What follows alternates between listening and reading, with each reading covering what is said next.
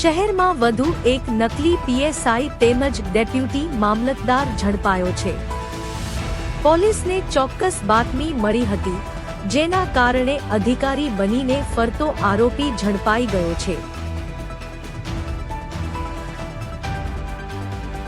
આરોપી પાસેથી પોલીસના 2 નકલી આઈ કાર્ડ તેમજ એક ડેપ્યુટી મામલતદારનું આઈ કાર્ડ મળી આવ્યું છે।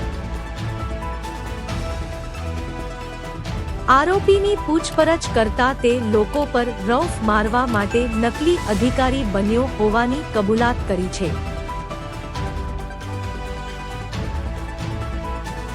આ સાથે જ પરિવહન દરમિયાન ટોલટેક્સ ન ભરવાડે મામલતદારના કાર્ડનો ઉપયોગ કરતો હતો। આ ઉપરાંત તે વીવીઆઈપી સુવિધા સાથે હોટલોમાં પણ મફતામાં રોકાણ કરતો।